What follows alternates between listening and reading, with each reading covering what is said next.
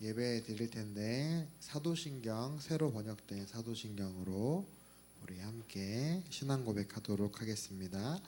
나는 전능하신 아버지 하나님 천지의 창조주를 믿습니다.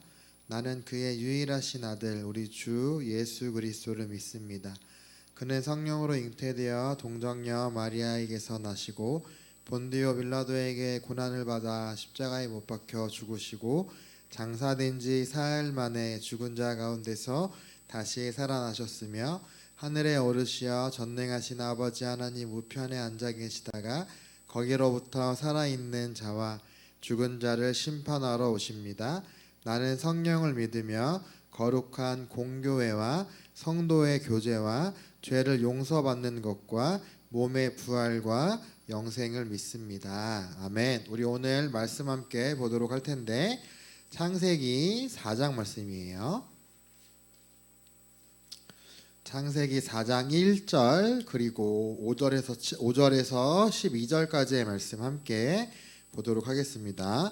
목사님이 읽어줄 테니까 우리 함께 따라서 읽도록 하겠습니다. 1절 먼저 읽겠습니다. 아담이 그의 아내 하와와 동침하매 하와가 임신하여 가인을 낳고 이르되 내가 여호와로 말미암아 득남하였다 하니라. 5절 가인과 그의 재물은 받지 아니하신지라 가인이 몹시 분하여 안색이 변하니 여호와께서 가인에게 이르시되 내가 분하여 함은 어찌 됨이며 안색이 변함은 어찌 됨이냐 내가 선을 행하면 어찌 낯을 들지 못하겠느냐 선을 행하지 아니하면 죄가 문에 엎드려 있느니라 죄가 너를 원하나 너는 죄를 다스릴지니라. 가인이 그의 아우 아벨에게 말하고 그들이 들에 있을 때에 가인이 그의 아우 아벨을 쳐 죽이니라. 여호와께서 가인에게 이르시되 내 아우 아벨이 어디 있느냐 그가 이르되 내가 알지 못하나이다 내가 내 아우를 지키는 자니이까. 이르시되 내가 무엇을 하였느냐 내 아우의 핏소리가 땅에서부터 내게 호소하느니라. 땅이 그 입을 벌려 내 손에서부터 내 아우의 피를 받았은즉 내가 땅에서 저주를 받으리니 내가 밭을 갈아도 땅이 다시는 그 효력을 내게 주지 아니할 것이요 너는 땅에서 피하며 유리하는 자가 되리라. 아멘. 오늘 설교의 제목은 가인과 아벨이 제물을 드렸어요란 제목으로 목사님이 말씀 선포하도록 하겠습니다. 목사님이 먼저 기도하겠습니다. 하나님 감사합니다. 오늘 가인과 아벨이 제물을 드렸어요란 제목으로 함께 말씀 보려고 합니다. 하나님께서 인도하여 주세요. 예수님의 이름으로 기도드렸습니다. 아멘. 자, 우리 친구들 지난주 설교 내용의 주인공이 누구였죠? 맞습니다. 아담과 하와 그리고 뱀이었습니다. 뱀이 하와를 찾아왔었죠. 그리고 뱀은 하와에게 거짓말을 했고 아담과 하와는 먹지 말라고 하신 나무의 열매를 따서 먹게 되었습니다. 그러자 아담과 하와의 죄가 그들을 하나님으로부터 갈라놓았다라고 이야기했고 그들은 에덴 동산을 떠나게 되었습니다. 그러나 하나님께서는 아담과 하와를 그냥 보내신 것이 아니라 가죽옷을 입혀서 보내셨다고 목사님이 지난주에 이야기했었죠.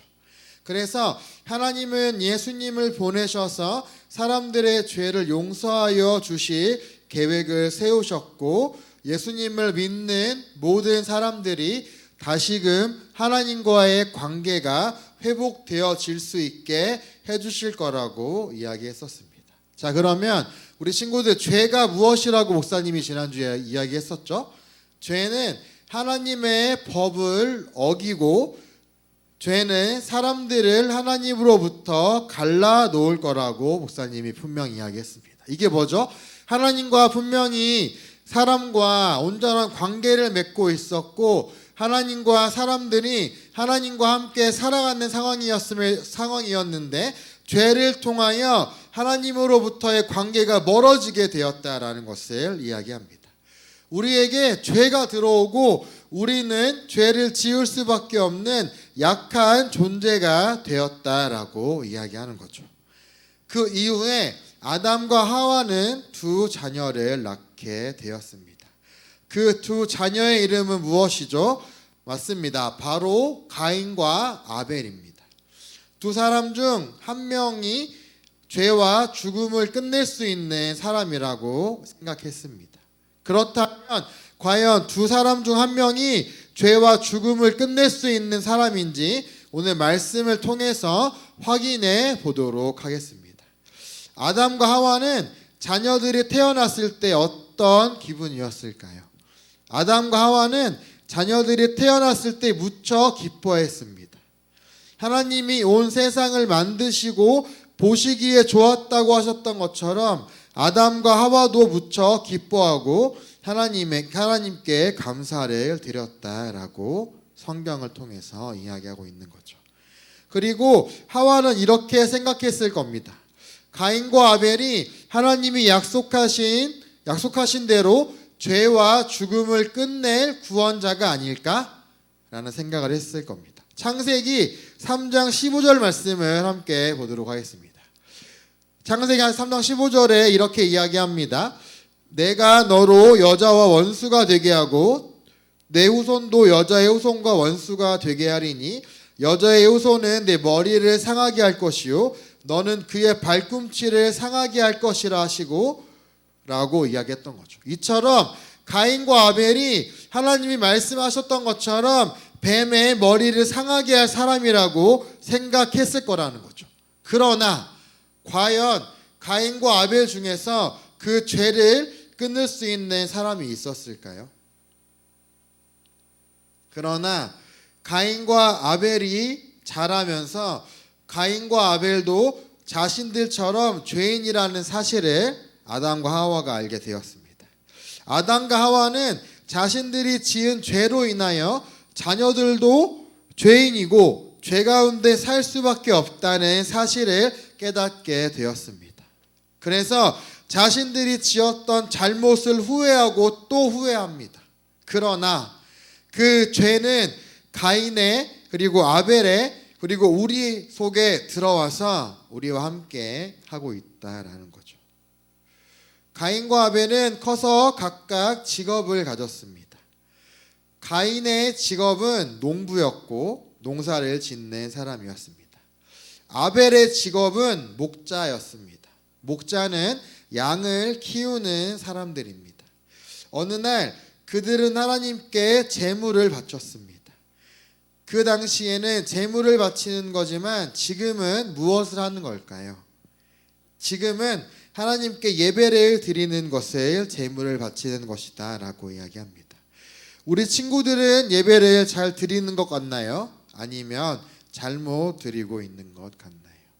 우리가 드리는 예배의 모습을 다시 한번 돌아볼 수 있었으면 합니다. 그런데 여기서 큰 일이 일어납니다. 무슨 일이냐? 하나님께서 아벨의 제물은 받으셨지만 가인의 제물은 받지 않으셨어요. 우리 친구들에게 한번 물어볼게요. 하나님께서 우리 친구들의 예배를 받지 않으신다면 우리 친구들의 마음은 어떨 것 같나요? 가인은 굉장히 화가 났습니다. 그래서 가인의 마음속에 나쁜 생각이 들어왔습니다. 그리고 가인은 그 나쁜 생각으로 끝난 게 아니라 실행함으로 가인은 큰 실수를 저지르게 됩니다. 오늘 성경을 보니까 그 실수가 무엇이냐? 그 실수는 죄가 없는 아무 잘못도 없는 동생 아벨을 죽이는 실수를 하게 됩니다.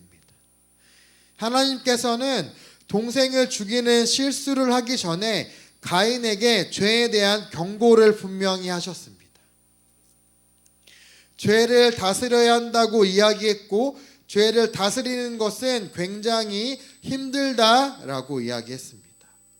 그렇기 때문에 우리가 그 죄를 다스리는 것은 우리의 힘으로 할 수 없습니다. 예수님을 바로 믿고 예수님 앞에 나아가야 한다라는 거죠. 그러나 가인은 죄를 지었습니다. 여기 빨간 글씨로 되어 있는 내용을 함께 보면 이렇게 되어 있는 거죠. 가인의 죄가 그를 하나님과 사람들로부터 갈라 놓았습니다. 가인이 아벨을 죽인 후 하나님은 가인을 만나셨습니다.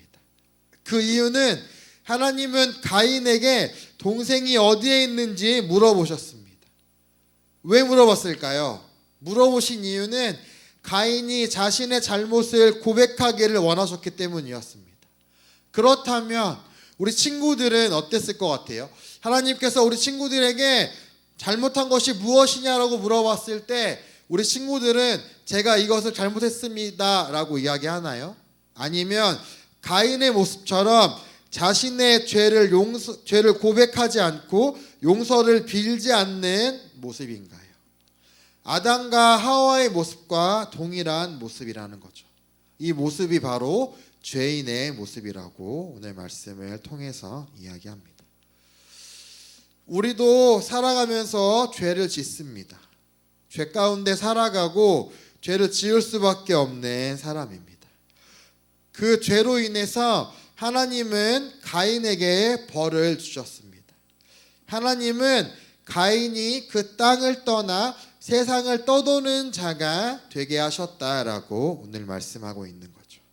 그 땅에서 쫓겨나 온 땅을 떠돌아 다니게 되었을 때 가인의 마음은 어땠을까요? 가인은 자신이 저지른 잘못을 후회했을까요? 아니면 계속 화가 나 있었을까요? 가인은 마땅히 죽을 수밖에 없는 사람이었습니다. 그러나 하나님은 가인을 불쌍히 여기셨습니다. 하나님은 가인에게 표시를 하셔서 아무도 그를 죽이지 못하게 보호해 주셨습니다. 그리고 하나님은 아담과 하와에게 아들을 하나 더 주셨습니다. 그 아이를 셋이라고 불렀고, 그러나 셋도 하나님이 약속하신 구원자는 아니었습니다. 아담과 하와 이후에 모든 사람들은 죄를 지었습니다. 그들 중 누구도 하나님이 약속하신 후손이 아니었다는 거죠. 그들 중 누구에게도 죄가 없는 사람은 없었다라고 분명히 이야기합니다. 하지만 사람들은 여전히 하나님이 약속을 지키실 것이라는 것을 분명히 믿고 있었습니다. 그리고 하나님은 약속을 지키셨습니다. 우리 영상을 먼저 보도록 하겠습니다.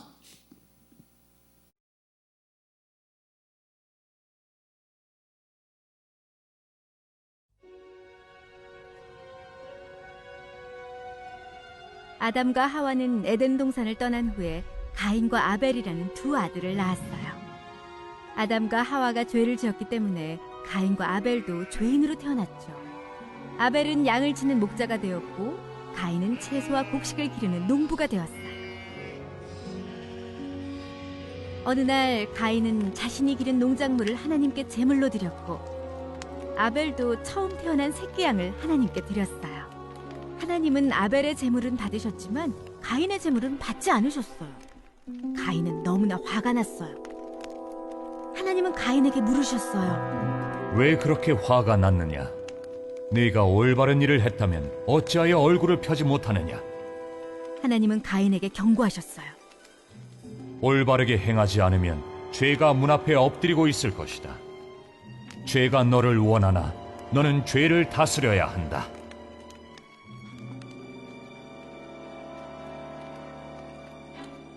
가인은 아벨에게 함께 들판에 가자고 말했어요. 그리고 들판에 있는 동안 가인은 자기 동생 아벨을 죽였어요. 하나님이 가인에게 물으셨어요. 네 동생 아벨이 어디 있느냐? 모릅니다. 제가 동생을 지키는 사람이라도 됩니까? 하지만 하나님은 무슨 일이 일어났는지 모두 알고 계셨어요. 하나님이 가인에게 말씀하셨어요. 도대체 무슨 짓을 저질렀느냐? 하나님은 가인에게 벌을 내리셨어요. 가인이 평생 동안 세상을 떠돌아다니게 될 것이고 농사를 지으려고 해도 땅이 열매를 내지 않을 것이라고 말씀하셨죠. 가인은 집도 없고 쉴 곳도 찾지 못하게 될 것이었어요. 이 벌은 제게 너무 무겁습니다. 이 땅을 떠나 세상을 떠돌게 된다면 저를 만나는 사람마다 저를 죽이려고 할 것입니다. 그러자 하나님은 가인에게 표시를 주셔서 아무도 그를 죽이지 못하게 하셨어요. 그 후 가인은 그 땅을 떠나 에덴 동산의 동쪽에 있는 노시라는 땅에 가서 살게 되었어요. 하나님은 아담과 하와에게 아들을 한 명 더 주셨어요. 그 아이의 이름은 셋이에요. 아담과 하와의 가족은 점점 늘어났어요. 셋은 자라서 에노스라는 아들을 낳았어요. 이때부터 사람들은 여호와의 이름을 부르기 시작했답니다. 하나님은 하와의 후손 중 하나가 죄와 죽음을 끝낼 것이라고 약속하셨어요. 가인은 그 구원자가 아니었어요. 가인은 부모인 아담과 하와처럼 죄인일 뿐이었죠. 사람들은 하나님의 약속을 믿으며 살아갔어요. 때가 되면 하나님이 죄인들을 구원하기 위해 아들을 보내실 거예요.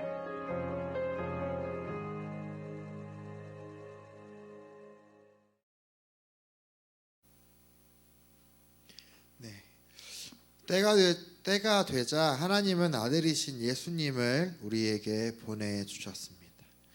십자가에 못 박혀 고통과 고난 가운데 죽게 하심으로 인하여 뱀의 머리를 상하게 하시고 우리 친구들의 모든 죄를 용서해 주셨습니다. 우리 친구들 그 사실을 믿을 수 있나요? 죄에는 분명히 결과가 따릅니다. 혹시 들키지 않더라도 말입니다. 죄는 우리를 하나님으로부터 갈라 놓습니다.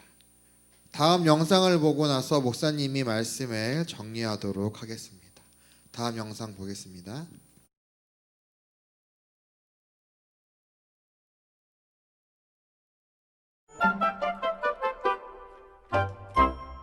마리아는 공연에 가고 싶었지만 부모님은 방을 깨끗하게 치우기 전엔 아무 데도 갈 수 없다고 하셨어요. 불가능해. 방을 치우는 건 힘들어도 불가능하진 않아요. 마리아가 열심히 치우고 세세한 부분에 주의를 기울이면요. 완벽해.